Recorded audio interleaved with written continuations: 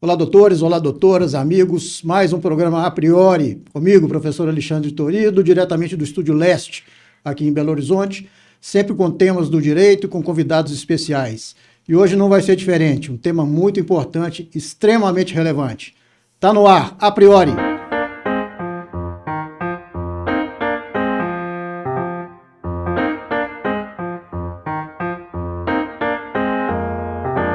Bem, doutores, doutoras, amigos do programa A Priori, agradecendo desde já a cada um que tem acompanhado todos os nossos programas, aos inscritos do canal.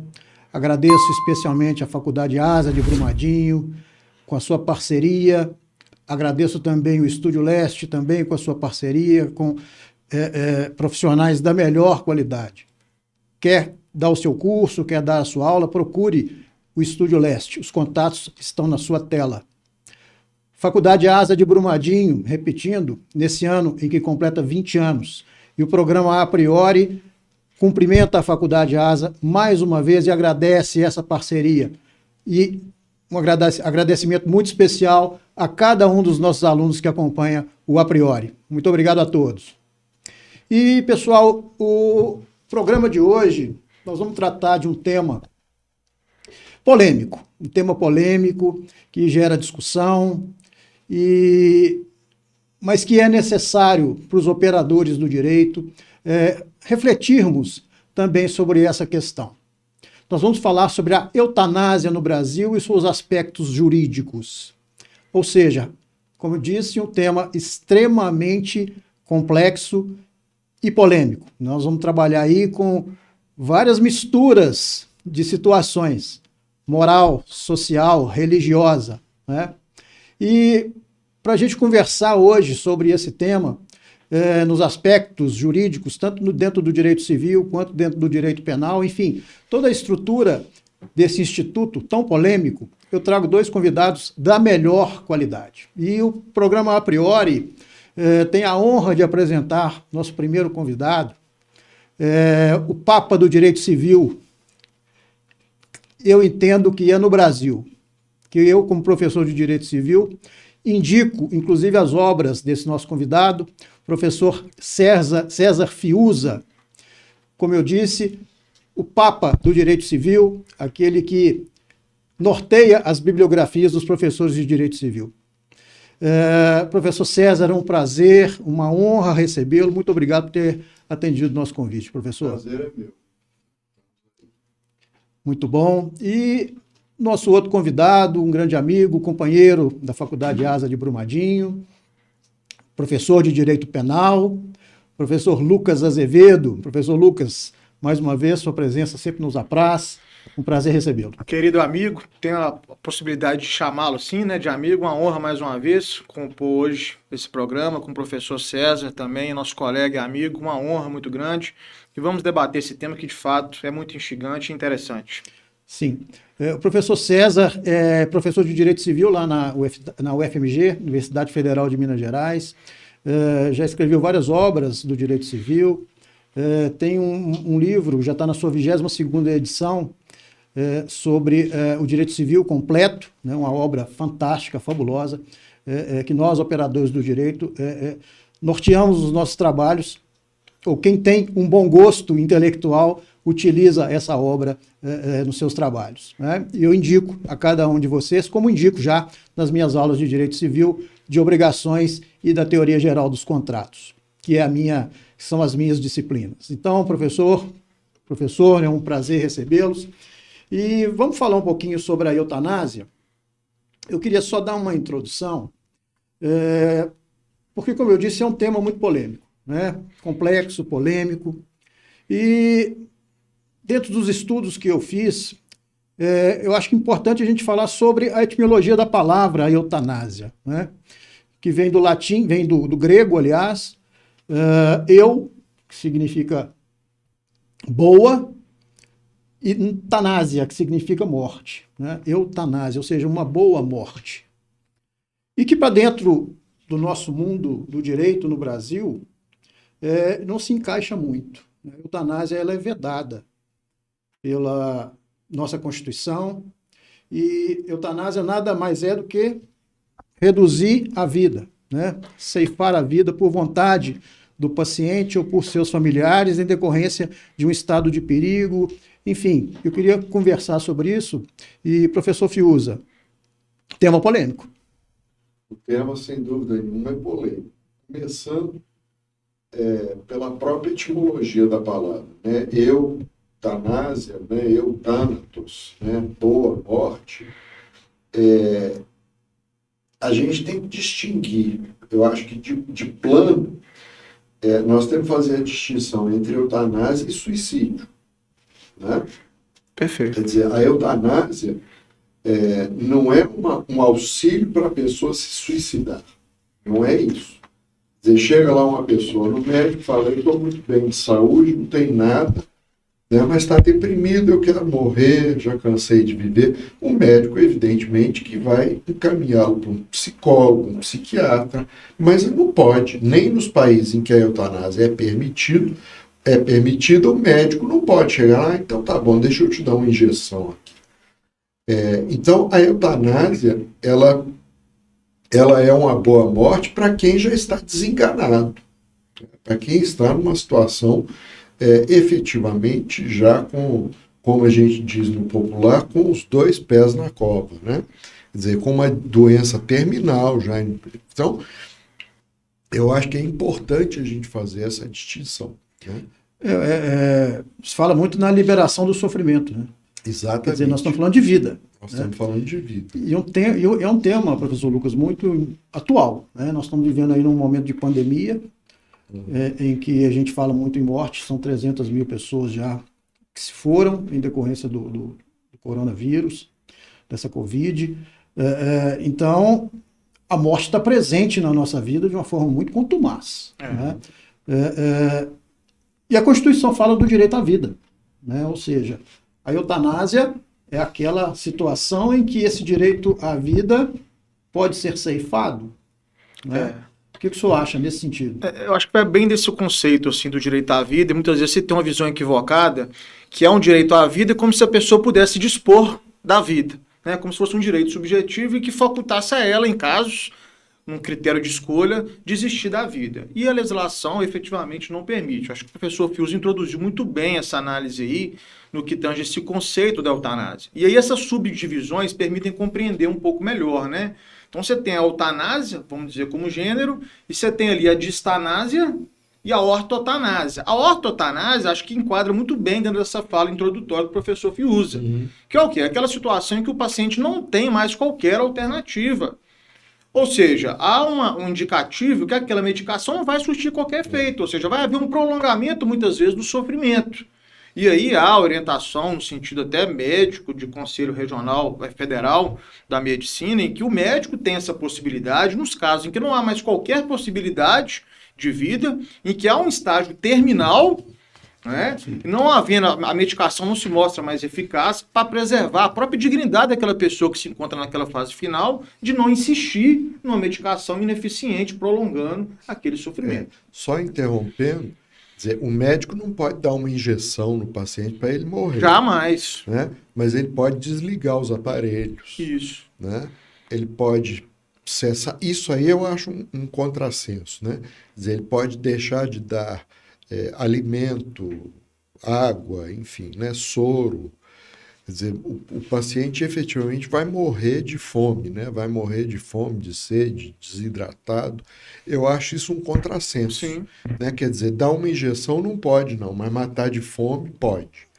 Né? Quer dizer, uma coisa que para minha cabeça realmente não faz sentido, não fecha. É importante só a gente falar com os nossos inscritos, quem está assistindo o nosso canal, que a gente aqui não está dando opinião própria. Né? A gente está falando de aspectos jurídicos, né? Aqui nós estamos dizendo se a gente é a favor ou contra a eutanásia, né? Cada um pode ter a sua opinião, e esse programa foi feito exatamente para que cada um crie a sua opinião sobre esse instituto, que, repito, é vedado pela Constituição. Né? Então é importante a gente fazer essa consideração para depois não ouvir ninguém. Não, vocês estão fazendo apologia à eutanásia aí de forma alguma. Né? Não, e eu acho que gera essa incompreensão de que seria legítimo, né, numa situação em que há um sofrimento, esse direito de dispor da vida, mas o conceito não é esse, né? Há, excepcionalmente, não há regulamentação, inclusive legislativa, a esse respeito, no que tange a ortotanásia, que é essa hipótese de paciente terminal, mas a construção que se tem que, se não houver mais qualquer saída, que aí poderia haver a suspensão da medicação. Nos demais casos, como por exemplo a distanase, que é você insistir, obrigar o profissional a insistir na medicação que não faz mais efeito, não é possível impor essa condição, não tem essa imposição. Então, necessariamente, o profissional médico, o enfermeiro, ele tem que zelar integralmente pela manutenção da vida e ninguém pode dispor, seja o próprio paciente ou um familiar seu, do direito à vida. É isso que rege a Constituição. Isso. Eu fiz um estudo, professores, no sentido de que, desde lá da Grécia Antiga, de Sócrates e Platão, já existia a eutanásia, exatamente para reduzir o sofrimento de quem não tinha mais possibilidade de vida em decorrência de determinada doença. Quer dizer, nós estamos falando aí de filósofos Platão e Sócrates de quanto tempo? E isso é polêmico até hoje. Tão polêmico que nem todos os países têm essa autorização. Pouquíssimos países. Me recordo aqui da Holanda. A Holanda tem a permissão. Luxemburgo, Suíça, Suíça, com certeza. Isso. Então tem essa possibilidade de eutanásia. E como eu estava falando agora da pandemia, dessa possibilidade, inclusive de estar ocorrendo isso. A gente não sabe, determinados pacientes podem estar sofrendo, já os médicos entendendo que aquilo ali é um paliativo, que a coisa não vai gerar fruto de vida. E quem sabe isso pode estar até ocorrendo no país hoje. A chamada eutanásia involuntária que eles falam, Quando Sim. o próprio paciente não consegue manifestar o desejo de tirar a própria vida e acaba havendo a supressão dessa vontade pelo próprio profissional da saúde. Sim. E aí, no meu entender, eu já adianto. Para mim é crime da mesma forma. Se não há a manifestação do próprio atendido ou do seu familiar, se não é uma situação irreversível, não pode haver uma escolha de saúde pública de optar por adiantar a morte para colocar outro na fila. O cenário é de risco, Assim, como não tem vaga em UTI, esse é o grande perigo. Eu acho que a complexidade que você coloca aí, a dinâmica do sofrimento diário é esse. Olha, 100% de ocupação do UTI. Eu tenho um paciente numa situação já complicada, e eu tenho outro com a possibilidade talvez de recuperação. Será que não poderia acelerar? Será que seria possível acelerar aquele que já está no estágio avançado? E aí a gente já coloca que isso não é possível. Nós estamos dizendo hipoteticamente, não quer dizer, quero crer que isso não exista efetivamente, mas como é uma situação tão desesperadora de saúde pública, isso gera em nós essa preocupação, que é inevitável. Eu estou colocando essa situação da pandemia, professor Fiuza, porque às vezes determinados médicos podem até já estar sofrendo pressão da família, exatamente para reduzir a vida. De alguém que está lá, que não, realmente o médico já falou que não tem condição de reversão, pode estar sofrendo essa situação, pode estar sofrendo essa pressão familiar. E a figura do médico aí, ela aparece de uma forma muito complicada, extremamente complicada. Nós temos uma pergunta, professor Fiuza, de uma aluna da Faculdade ASA, exatamente sobre essa questão da postura do médico em relação à eutanásia, a pressão da família ou do próprio doente para praticar. Vamos ver qual a pergunta. Primeiramente, eu gostaria de registrar os meus cumprimentos aos professores Alexandre Torido, Lucas Azevedo e César Fiuza, e também a todos que estão assistindo o programa A Priori. O meu nome é Ana Cláudia e atualmente eu curso o 9º período de Direito na Faculdade ASA de Brumadinho. Quando o assunto é eutanásia, eu tenho a seguinte dúvida. Tendo em vista que ela é vedada no Brasil pelo próprio Código de Ética Médica, qual é a responsabilidade civil do médico que venha praticá-la, considerando que ela pode ter ocorrido por pressão da própria família do enfermo? Bom, essa é a minha dúvida. Eu fico extremamente honrada e agradeço pela oportunidade de participar do programa com vocês. Um abraço. Bem, eu agradeço a pergunta da Ana Cláudia e é interessante a pergunta pelo seguinte, porque a eutanásia foi fruto de pressão da família. Quer dizer, então é óbvio que essa família não teria direito a exigir uma indenização do médico, Mas família é uma coisa muito ampla, Então vai depender muito de quem esteja pleiteando a indenização, porque às vezes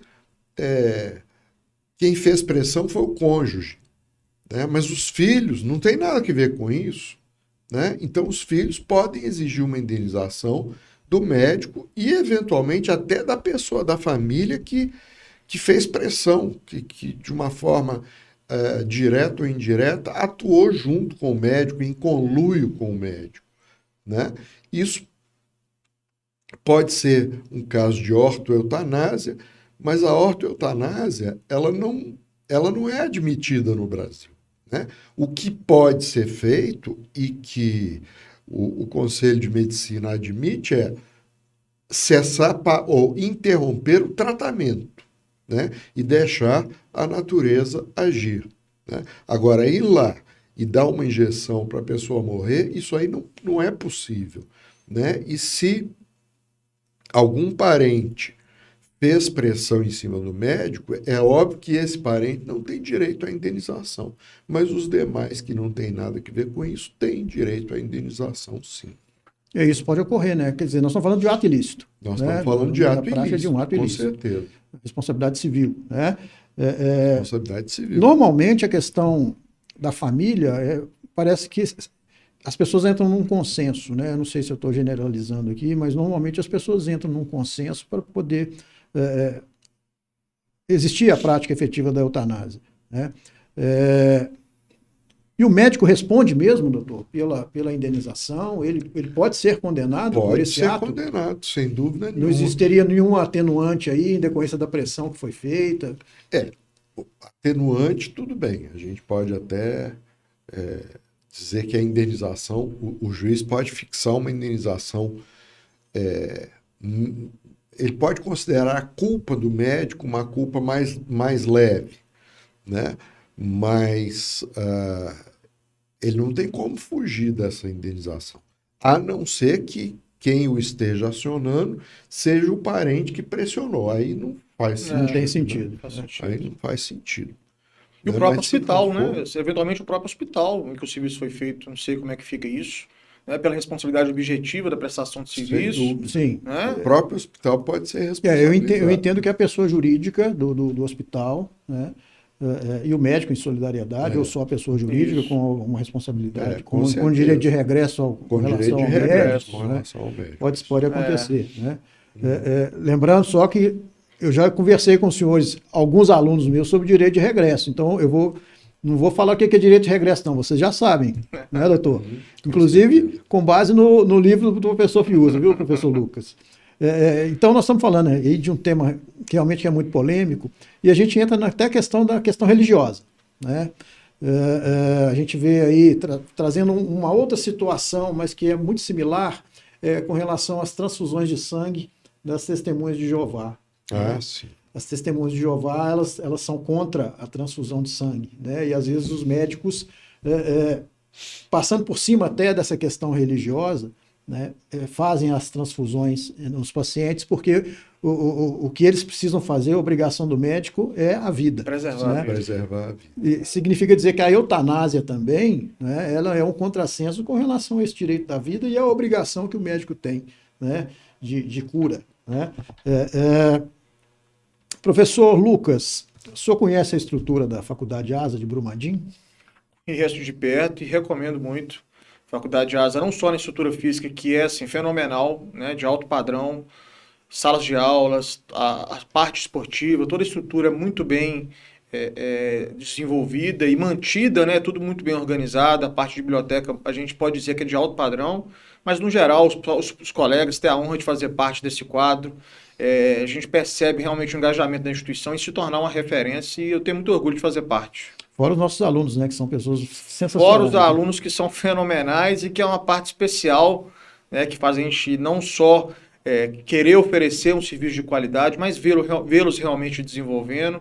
E a gente tem sentido que eles participam, o programa do senhor, a gente vê o quão engajamento tem, estão sempre participando. Isso é muito bom. Eu falo sempre que o programa é deles, né? Eles é que fazem o programa, eu tenho recebido sugestões de tema, e a gente faz para eles. Né? Exatamente. Contando sempre com a participação do senhor. O senhor conhece a estrutura da Faculdade ASA? Eu estive lá uma vez, e a impressão que a gente tem é muito boa, né?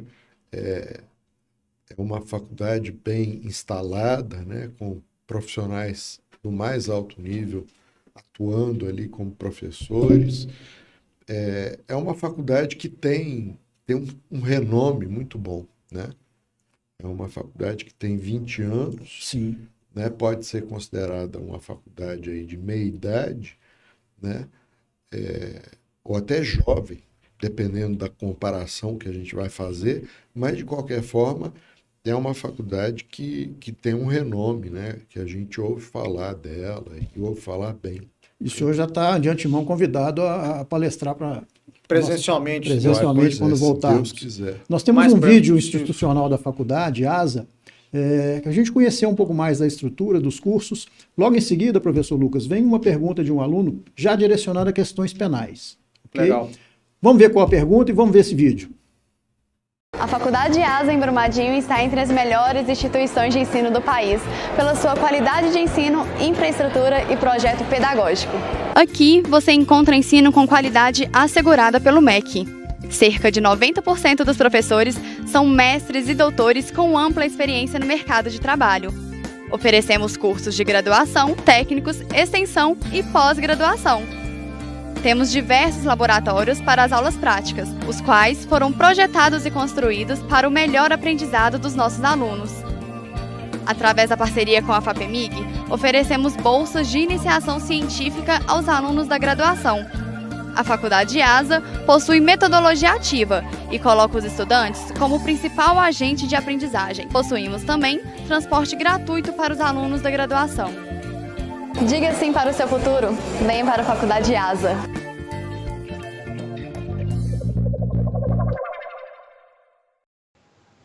Olá pessoal, tudo jóia? Eu sou a Gabriela, estudante da Faculdade ASA de Brumadinho, estou no 8º período do curso de Direito. Queria cumprimentar todos que estão aí assistindo esse programa sensacional apresentado por um professor assim, de excelência, né? Esse programa chamado A Priori, apresentado pelo professor Alexandre Torido. Queria parabenizá-lo porque o programa realmente é de suma importância, ainda mais em tempos de pandemia. Queria também agradecer aos professores participantes, o professor Lucas Azevedo, um grande professor, tive o prazer de ter aula com ele, e o professor César Fiuza, também um grande professor, todos aí indicam seus livros. Bem, o tema de hoje a ser falado é sobre a eutanásia, né? E isso eu anotei 2 perguntinhas para estar fazendo aí para vocês, uma vez que esse tema me intriga muito. A primeira pergunta seria, no que se refere à responsabilidade penal, quando se fala de eutanásia, né? Essa responsabilidade pode ser imputada ao médico? Somente vai existir quando participar da mesma, configurando um delito como homicídio diante das regras do Código Penal vigente? E pegando esse gancho aí, né, pegando essa mesma linha de raciocínio, considerando que o médico tira a vida de um paciente a pedido da família, ele vai ser privilegiado com os atenuantes previstos em lei? Eu gostaria que vocês respondessem essas 2 perguntinhas aí. E no mais é isso. Queria agradecer a todos. Muito obrigada aí. Tchau, tchau. Gabriela, minha aluna, esse conceito eu já adiantei para você no 4º período, se recorda? Mas vamos retomá-lo. Na realidade, a sua pergunta envolve 2 institutos. Há nessa cena aí colocada por você, Gabriela, 2 hipóteses. Pode acontecer do médico ele efetivamente praticar a morte, né? Ele ser o autor imediato daquela ação de matar o paciente, mesmo que a pedido dele ou dos seus familiares, e isso se enquadra no crime de homicídio, não há dúvida alguma. E há uma outra hipótese também muito discutida quando se tem essa temática, que seria o suicídio assistido, em que o próprio paciente dá cabo da sua vida, mas com apoio, com auxílio do médico. E aí ele responderia por artigo 122 do Código Penal, que é participação no suicídio. Portanto, tem um enquadramento penal mais brando. Então tem que delimitar exatamente qual que foi a ação praticada pelo médico para a gente dizer qual que é o crime. Vale destacar, né? A pergunta direciona ao médico, mas toda e qualquer pessoa, além do médico envolvida nessa ação, vai responder pelo crime. Obviamente que o nosso debate fica muito restrito aqui ao ambiente da saúde pública, os médicos, que é o mais comum, mas um parente que o faça mata o outro parente, mesmo que a pedido dele, também vai responder pelo homicídio, da mesma forma. E aquele, seja parente ou um desconhecido, quem quer que seja, que auxilia alguém, né, auxílio material, empresta o veneno, fornece o veneno, até a própria participação moral, incentivando, estimulando alguém a dar cabo da sua própria vida, essa pessoa vai responder pelo artigo 122 do Código Penal, que é auxílio ao suicídio. Tá? Essa questão que eu perguntei para o professor Fiuza com relação à redução do valor indenizatório, comportaria também um atenuante em decorrência da pressão da própria pessoa ou da família? Nesse contexto em particular, eu vislumbro a aplicação do homicídio privilegiado. Tá? É uma causa de redução de pena que reduz a pena de 1/6 a 1/3 naquela situação em que há um relevante valor moral. E eu entendo que talvez caracterizaria isso. Tá? É uma questão interpretativa, mas o que é o relevante valor moral? Uma situação que suscita na pessoa um sentimento de nobreza, de solidariedade, que é o que se imagina. Tá? Então vamos colocar numa situação qualquer em que a pessoa está sofrendo muito, né, e quer dar cabo da sua própria vida. E o indivíduo faça ali, na realidade, com a intenção de atender aquele pedido, acompanhando aquela situação, mas num ato de clemência, né, essa nobreza do comportamento não exclui o crime, tá? A prática da ação de matar o outro é o crime de homicídio da mesma forma, mas permite aí essa atenuante do homicídio privilegiado pelo relevante valor moral. É muito polêmico, né? Porque o senhor está falando aí das pessoas que possam contribuir, né? Nós temos os enfermeiros, né? Os enfermeiros também têm essa responsabilidade penal, né? Porque auxiliam o médico naquele momento. Todo e qualquer na cadeia causal que tenha praticado essa ação, contribuído de alguma forma, que tenha concorrido para o crime, todos vão responder por ele. Imagine que o médico foi lá e aplicou o veneno que matou. Se a enfermeira sabia disso e emprestou o veneno, ela também vai responder. Se o técnico de enfermagem que fez a separação do medicamento para essa finalidade, todos aqueles envolvidos que concorreram para aquele crime vão responder, ainda que se tenha, né, que se alega suposta nobreza, a intenção de ajudar. Por quê? Porque a lei não permite. Dura lex, sed lex, né? Dura a lei, mas é a lei. Então, infelizmente, né, para alguns que pensam em contrário, a lei não permite. E são vários que pensam em contrário. Eu vi uma pesquisa que foi feita em 2007 com a população sobre a questão da eutanásia. Quase 60% da população é contra, né?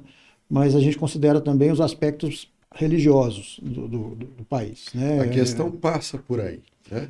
Passa muito, né? A questão religiosa passa muito por aí. Né? Acho que a eutanásia é igual ao aborto, né? Tanto o aborto quanto a eutanásia, eu acho que passam pela questão religiosa, né? Enfim. Imagina um médico que tem uma questão religiosa arraigada, né, e passa por uma situação dessa. Né? É muito complicado. Inclusive nos países que é permitido. Né? Sim. Na Itália, né, a sede do Vaticano, né, e tal, o aborto é permitido. Né? Interessante, hein? Aí é como diz o Dr. Drauzio Varela, ele fala, um repórter perguntou se ele era a favor do aborto, ele falou, quem é que em sã consciência pode ser a favor do aborto? Ninguém é a favor do aborto. O aborto é a última rácio, né? Quer dizer, antes disso tem adoção, tem outros institutos que podem, enfim, fazer com que a mulher não fique com o menino e tal. Mas mesmo o direito brasileiro admite o aborto, né? Naqueles casos de estupro ou de risco para a própria mãe. Enfim. Mas, enfim, eu dei aqui uma fugida no assunto. Não, mas é bem eu pertinente. acho que a eutanásia passa por aí também, né? Quer dizer, uma situação... Bem pertinente. E eu queria focar uma questão constitucional com base na vida digna. Né? A Constituição fala da vida digna. E eu, refletindo sobre esse tema, eu pensei comigo, de repente uma pessoa que está com sofrimento, já mais ou menos desenganada, aquele momento não existe uma dignidade. Não. Né? Não existe uma dignidade. Quer dizer, ela está vivendo indignamente diante do sofrimento. Né? Aí vem a questão da eutanásia. Né? Família vem e faz a pressão. Não, ela não pode continuar vivendo assim. né? Está indigna a vida. A vida A dela. Constituição fala que a pessoa tem que ter uma vida digna, ainda que doente. E Né? eu conheço um caso, pelo menos um caso eu conheço, não, dois, na verdade, dois casos, em que a pessoa vivia uma vida sem nenhuma dignidade, né, vegetando, morreu, veio a SAMU, né, os médicos e tal ali, e ressuscitaram a pessoa. Quer dizer, isso é outra coisa sem sentido, né? Quer dizer, você vai ressuscitar um vegetal, né? Um deles foi ressuscitado, mas viveu o quê? Uns 2 ou 3 dias. A outra não. A outra está lá viva, vegetando. Quer dizer, estava vegetando, foi ressuscitada, continua vegetando. Quer dizer, não tem nem sentido, porque aí nem a se falar em eutanásia, Sim, porque a isso. pessoa morreu naturalmente. É isso. Né? A Não pessoa houve um morreu, comportamento invasivo de acelerar o processo, né? né? Aconteceu. Nem a igreja vai ser contra um negócio desse. Né? A igreja, se você chegar para o Papa e perguntar o que o médico deve fazer, talvez ele te responda, não deve fazer nada. Se Deus chamou, é para deixar aí, né? Quer dizer, não é ressuscitar a pessoa, isso não tem o menor sentido. É bem peculiar essa situação. Né? Porque a questão da vida digna tem várias interpretações. Né? Enquanto eu estou vivo, eu preciso ter dignidade para viver. E eu acho assim, curioso, por exemplo, meu avô ele ficou nesse estágio durante quase 5 anos, completamente vegetativo, completamente. Então tinha que montar uma estrutura para ele dentro de casa. E ele não tinha nenhuma reação, não reconhecia ninguém, não falava nenhuma expressão, nada. E é uma estrutura cara. Né? Ele tinha um plano de saúde, é o home care que eles falam, a gente teve até que solicitar uma intervenção judicial para conseguir isso. Mas ele permitia ali, na condição dele, de ter relativa dignidade. Só que isso não é a realidade do povo brasileiro, né? Então, quantas pessoas podem ter uma estrutura mínima hospitalar dentro de casa para manter condições mínimas de dignidade, se é que tem dignidade ali? É isso que eu ia perguntar. Que dignidade é essa também? Em última Quantas instância, outras que não pode ter um enfermeiro, um técnico de enfermagem, um apoio, que não pode ter alguém para fazer a limpeza das necessidades básicas? E que muitas vezes fica num cenário muito complicado. E o sofrimento da família é muito patente, né? Muito claro. Né? As pessoas sofrem junto com o doente, vendo aquele vegetal, né? Vamos colocar assim. Né? Com certeza. Não é questão nem de maldade, não. É questão de sentimento mesmo. Né? É emocional. Né? Agora, uma coisa que eu acho importante falar é naquelas hipóteses, para não confundir, né, quem está assistindo o programa, é que o profissional médico, na hipótese em que o medicamento é completamente ineficaz, ou seja, não serve para absolutamente nada, é para oferecer resposta.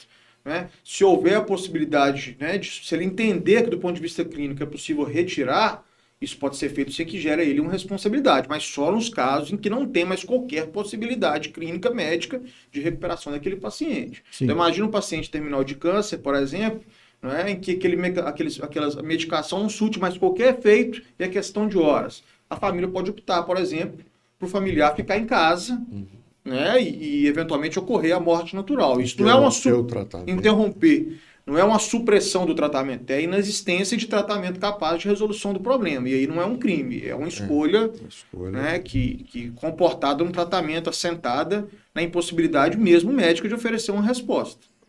O fato é que a Constituição da República ela veda, né, a prática da eutanásia, é um tema extremamente polêmico e que fique aí para análise de cada um que está assistindo sobre a eficácia ou não, a aplicabilidade ou não desse instituto. Cada um tem a sua opinião. Repito, nós não estamos fazendo nenhum tipo de apologia à prática da eutanásia. Né? E poderíamos ficar aqui discutindo mais 1 hora, né? Poderíamos ficar aqui discutindo sobre esse tema, sobre outros, mas o nosso tempo chegou ao fim, se encerrou.